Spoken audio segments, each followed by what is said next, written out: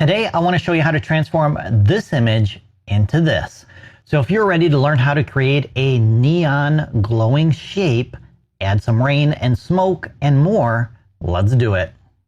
And as always, you can download this image and other resources in the description below. The first thing I want to do is duplicate this layer and call it Colorize, since we're going to colorize this layer by going to Colors and selecting Colorize. I'm going to select this dark blue color here, which is this hexadecimal number, but I do want to brighten it up a little bit. So I'm going to double click here and type in 0, then hit your tab key to get your new color. Next, let's create a new layer called Stroke 1 and make sure it's filled with transparency. Let's grab our ellipse tool with the letter E and create an oval shape, something like this. Now I do want to reshape my selection to get the shape that I want. And I'm going to use the Unified Transform tool to do that. So with Shift plus T, it will activate the Unified Transform tool.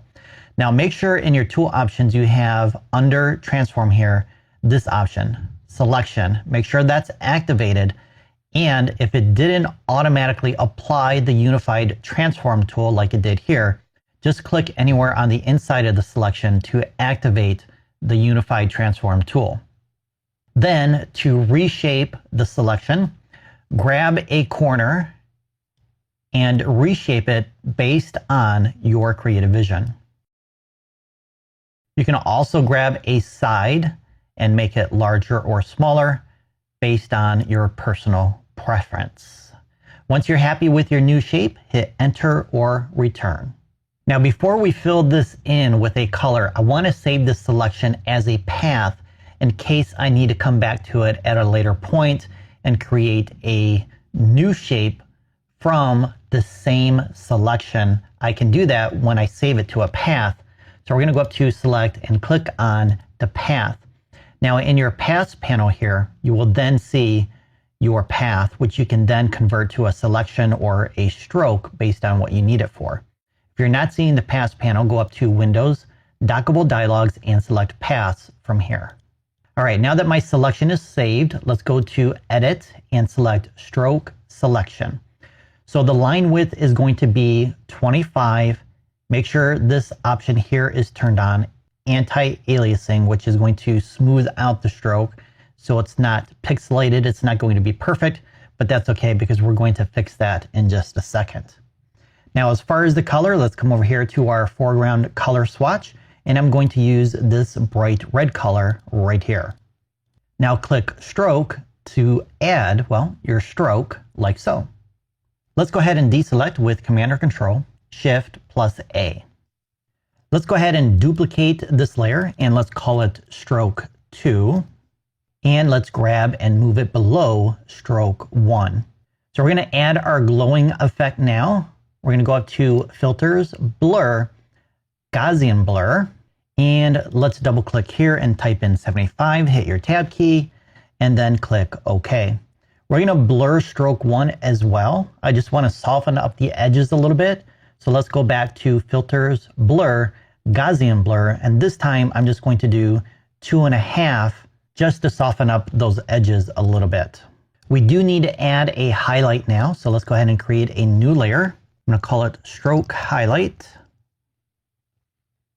All right, so here's where the path is going to come in handy because now I can go back to the Paths panel here and turn on that path.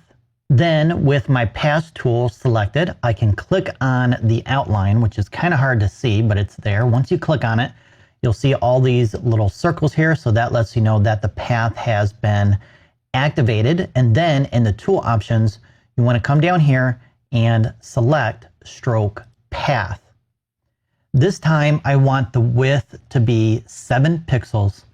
And then for the color, I'm going to choose a light red color. So maybe something like that.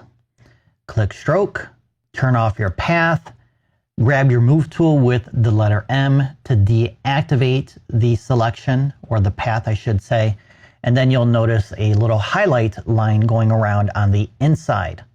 Now we need to blur that out because it's a little bit too hard right now. So we're going to go back to Filters, Blur, Gaussian Blur, and this time I want to do 4. So that looks pretty good. Go ahead and click OK. All right, let's group these different strokes that we have here. I'm going to call it Neon Glow, and we're going to click and drag these into the grouped layer like this. I also want to intensify the glow even more. So with stroke 2 selected, go ahead and duplicate it to increase the intensity of the glow. Now what I want to do is I want to place this neon glowing shape behind her, right around her head here. So it's going to wrap around her. So let's go ahead and zoom in with our zoom tool, which you can grab with the letter Z. Make sure you have your neon glow grouped layer selected. And we're going to add a white layer mask.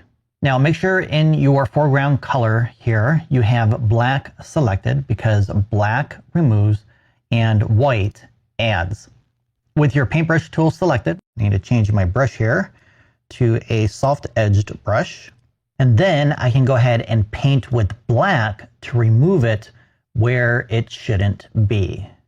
So now it looks like it's wrapping around. We just need to adjust some of the glowing that is going around her here. So let's go ahead and adjust that. So for now, what I want to do is I just want to remove it from her completely, and then we'll add back in some glow on top of her in another step. Now, if you take too much, of course, you can paint with white. So make sure white is set to the foreground color if you want to add it back. Now, even though it is wrapping around, we will have some glow on her face. And again, we'll take care of that in just a second. Actually, let's go ahead and take care of that right now. Grab your Colorize layer, create a new layer called Color Glow Fill. Let's set the opacity to 15 and then fill with transparency. Let's change the mode from normal to vivid light as well. Let's grab a new color. I'm going to use this color right here. And then I'm going to begin painting on the surface where that neon glow is going to reflect off of. Now, a harder surface or a surface with more texture like these bricks here are not going to reflect back that glow as much as a smooth, soft surface like her jacket and her skin.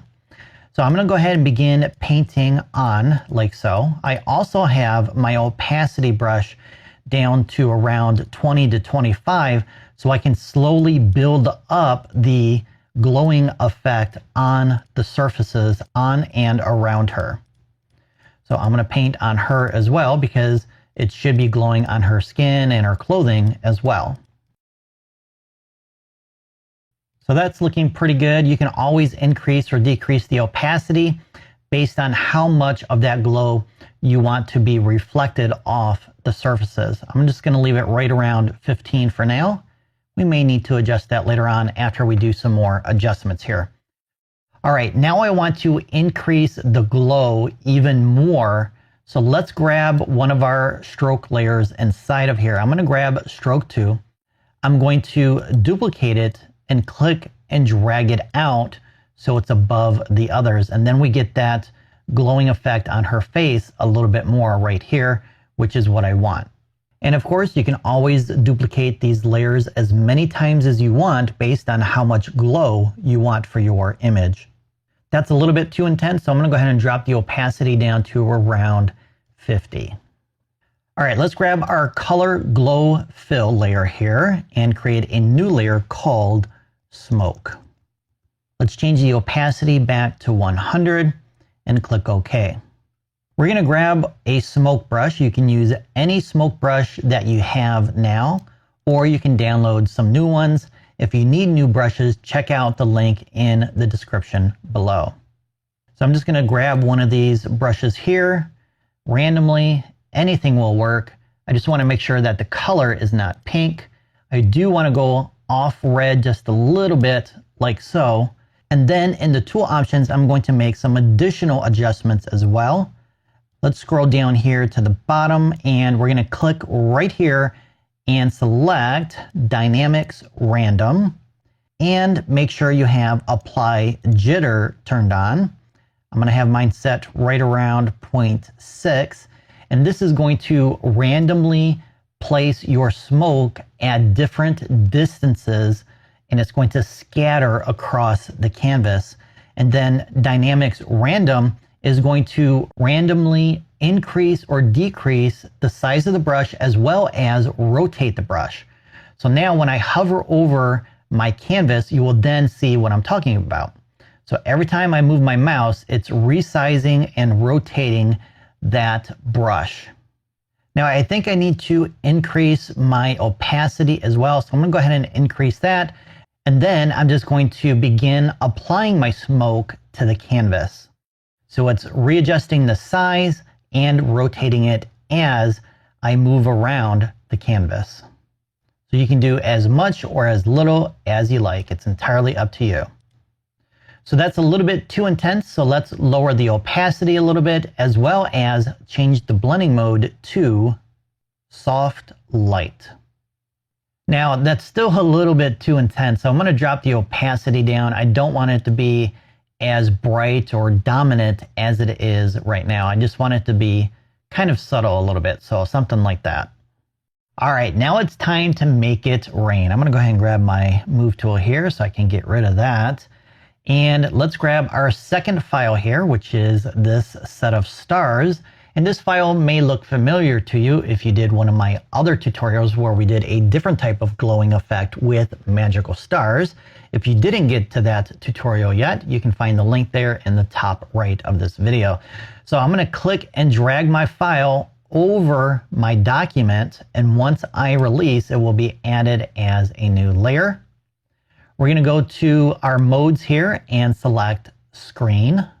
And I also want the colors that are in this layer to match closer to our neon glow. So I'm going to go up to colors and select Hue Saturation, and I'm going to adjust the hue to the right until it matches, or at least is closer to matching, the color of the neon glow. So I think right about there looks pretty good. So plus 14 on the hue. All right, now to make it rain, we're going to go up to Filters, Blur, Linear Motion Blur.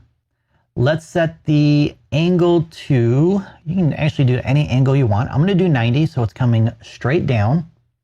And I'm going to increase the length to around 70 to 75. And there you go. You have some rain. How cool is that? I love it. All right, let's go ahead and click OK. It's a little too intense for me, so I'm going to go ahead and drop the opacity down to around 25 to 30. Now that our surface is wet, the bricks in this case, and our subject as well, it's probably going to be reflecting that neon glow a lot more now than it was when it was dry. So let's go grab our color glow fill here and increase the opacity a little bit to brighten up the reflection of the glow. And here's our before and our final image with our neon glowing shape. Thanks for watching and have an awesome day.